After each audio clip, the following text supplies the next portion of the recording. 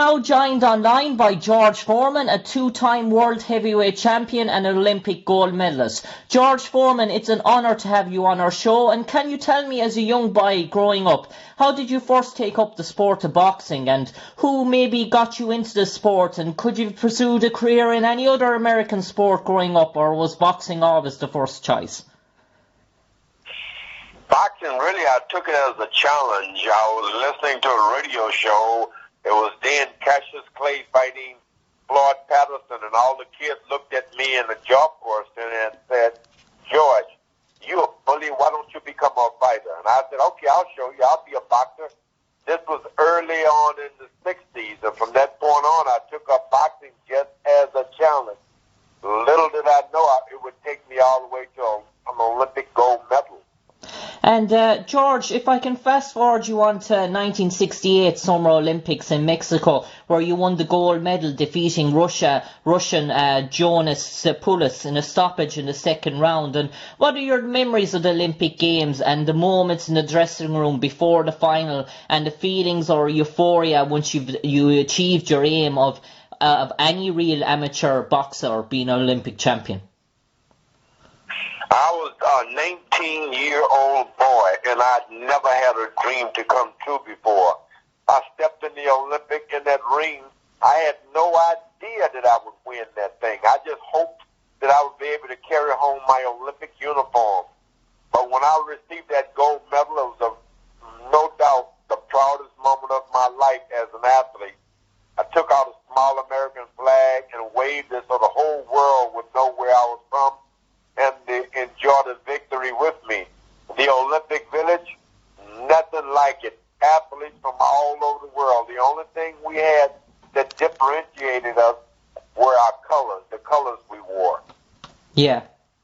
And George, you turned professional in 1969 with a third-round knockout of Donald Whalum in New York. And how did the transition from amateur to professional go? And did you have a promoter and agent straight away? And was there lots of offers on the table? Lots of offers on the table for sure, but I took up with Dick Sadler. At the time, he was manager and trainer for Sonny Liston.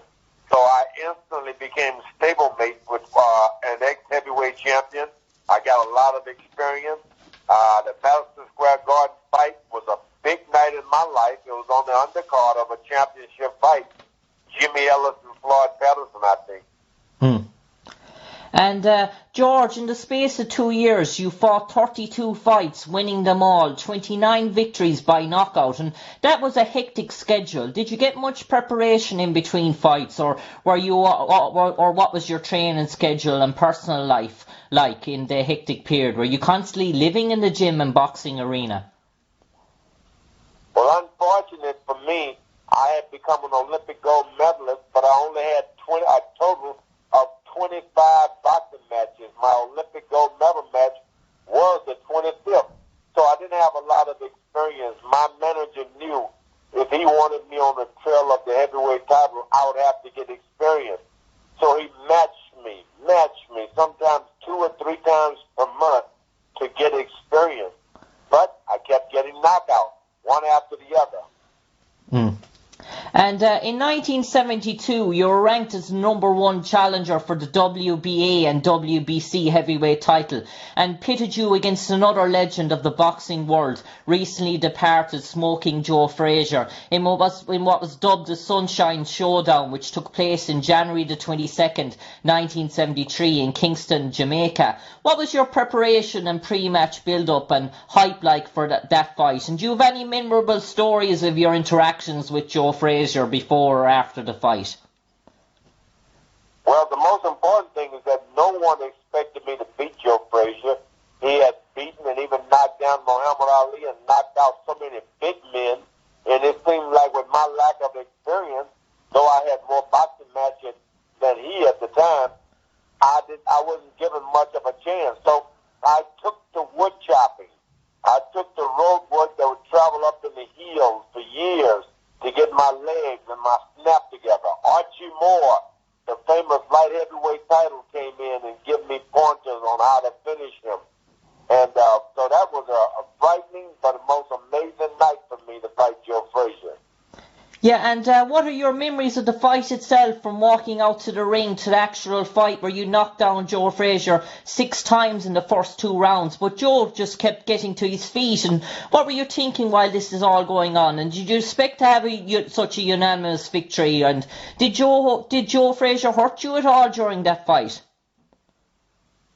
Joe Frazier was the one guy that I was truly afraid of.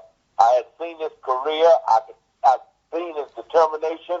I was afraid. I was scared walking up those stairs. I kept asking myself, what are you doing here? And I remember him throwing that famous left hook right past my head. Pow! Sounded like a pistol. It missed me. And I knew then I had to do something. When I knocked him down once, I said, he's going to kill me. I knocked him down twice. I got scared. I kept knocking him down. Little did I know that the referee would step in and pull a match to a halt and declare me the heavyweight champion. Yeah, and George Foreman, you had a successful defence against another Hall of Famer, Ken Norton, in 1974 in Caracas, Venezuela, giving you a record of 40-0 with 37 knockouts before the epic contest known as Rumble in the Jungle against Muhammad Ali in 1974 in Republic of Congo. And if I can just bring you on to that fight, and how did that come about? Ken Norton actually was the top contender for my title. No one truly wanted to fight me. He had beaten Ali, and Muhammad Ali had come back and beaten him. So he was the top man. He was as big as I am, so it was a frightening experience to look across the ring and see Ken Norton with all those muscles. I knew then, though, at that time, I had the punch to take him out. I got on him real quick. He never had a chance to recover. So he became my third victim as I fought for the title of the world. Yeah, and George, unfortunately, in preparation for the Muhammad Ali fight, preparations probably didn't go up to plan for you. You suffered a nasty cut to your eye in training, and you felt unwell before the contest. And George, you were always let your boxing do the talking in the ring, but arguably you were up against the greatest talker and self-promoter in boxing history, in the legendary Muhammad Ali. And how do you manage to combat Muhammad Ali's mind game tactics? And what are your favourite stories or memories leading up to the fight? The one thing I can remember is that I was really complacent. I didn't give Muhammad Ali any chance against myself. He could say whatever he wanted. He could do whatever he wanted. I just knew within 3 rounds I would knock Muhammad Ali out. It just didn't go that way. He kept talking, but most guys talk when you're getting the best of them in the ring. What I can remember more than anything is once I'd hit him with a hard shot, and generally guys fall down. He didn't fall. That amazed me about 2 or 3 times, and I knew then it was going to be a hard night for me because he could take a shot like no one else I'd ever gotten in the ring with. Yeah, and George, the fight itself was a game of cat and mouse, with you on the offensive and Muhammad Ali using the so-called famous rope-a-dope tactic. And what are your memories of the fight? And did you and Muhammad Ali exchange words in the ring before and after the fight, or was he constantly talking to you inside there? The strange thing, Muhammad Ali and I both were in Africa, but we never did meet. You know, we never even had a press conference. We never had one press conference together at all for that fight. So there wasn't any mind games going on. He met me just before the referee gave the instructions, and he said something like, "George, you don't belong in the ring with me. You were in high school when I fought Sonny Liston." And I remember laughing inside because I never had one day in high school.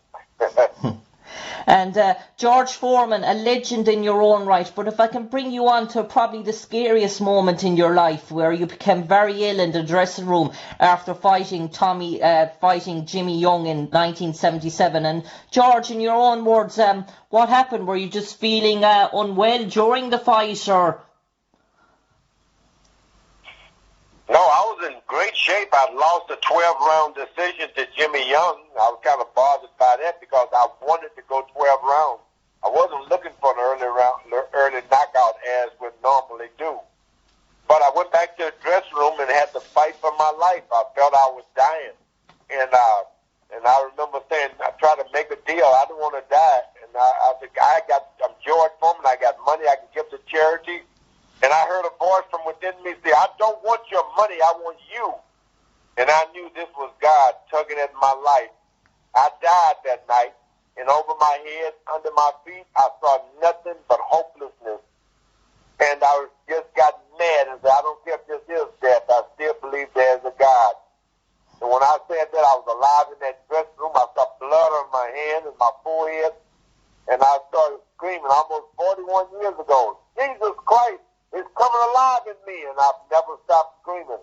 I stopped boxing for 10 years, dedicated my life to the ministry, where I'm still a minister at the Church of the Lord Jesus Christ in Houston, Texas. That's what I do. My life has never been the same since that day. I came back to boxing, but never have I ever gotten over the fright of that night in that dressing room. Yeah, and George Foreman, the famous comeback in 1987, and what made you come out of retirement and face a young Evander Holyfield first, and then in 1994, November the 5th in Las Vegas, you beat Michael Moore, where you were a rank outsider at the age of 45 to become the oldest fighter ever to win the World Heavyweight Championship. And how did that fight come about, and what was your preparations like for the Moore fight and the Holyfield fight? And being at 45 years old, what are your memories of that fight where you knocked out Moore in the famous 10th round? I left boxing for 10 years. I didn't box. I didn't even shadow box. And I started helping kids at the George Foreman Youth Center to keep them out of trouble. And after 10 years, I'd literally run out of money, and I didn't believe in asking people to help me. I remember saying one day, I got to get money to keep my youth center open. I'm going back to boxing. I'm going to be champion of the world to earn money from my youth center. And I started off, it was a joke because I was so big. I fought my way in the contentionship. I fought Holyfield 12 rounds. He was elusive. He was fast. I couldn't land good solid shots on him to knock him out. But the fight went 12 rounds, and I lost the decision. I really believed that I could have knocked him out if I hadn't played around so much. But I waited around with giving my second chance at Michael Moore after he had defeated Evander Holyfield. I remember thinking, this is my chance now. Michael Moore believed that he could outpunch me.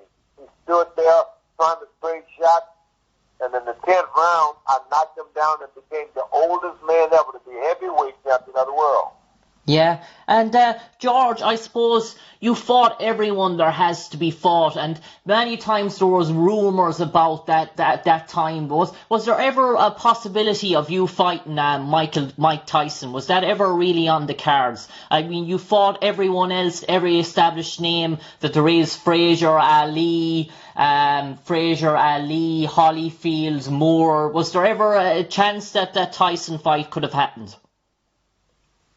Well, the motivating factor for my coming back into boxing in 1987 was that there was a heavyweight champion of the world who believed that everybody had to run from him. He would come after you throwing shots.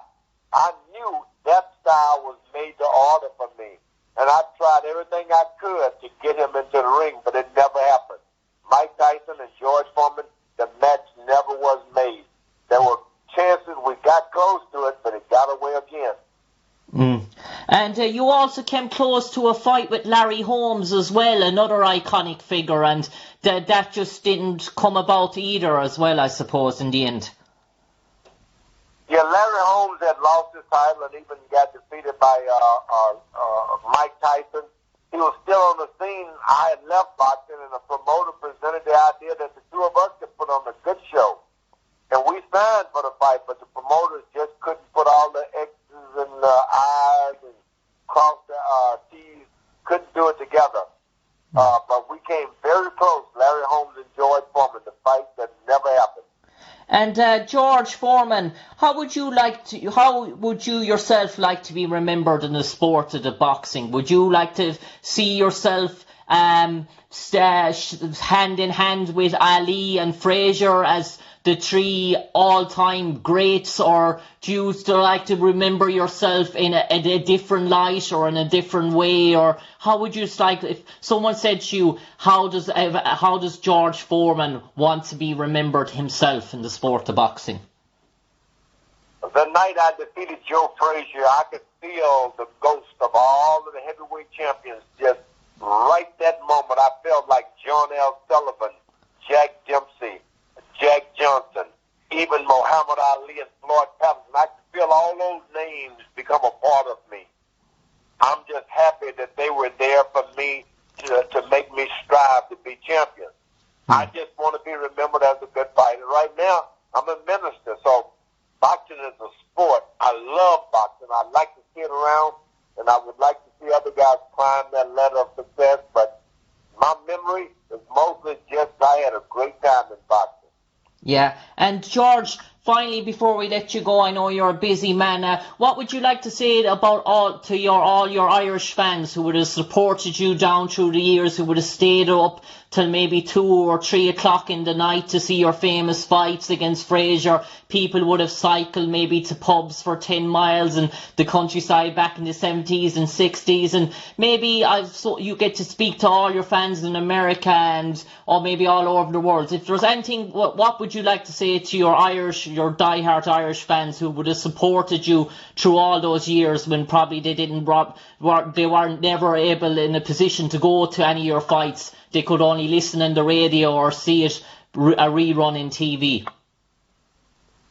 Well, I remember all the years, especially my boxing years, I'd gaze and see the clover, and I'd always consider that all of the tough men, the men who really represented fighting, starting from nowhere and going to the top, were those of Ireland. Ireland supplied us with so many great names, Jerry Quarry, and even Jerry Cooney. All of these great fighters had a lot to do with motivating people like myself to be tough. Because you can always be a good fighter, a good boxer, but can you fight like an Irishman? Very few do it.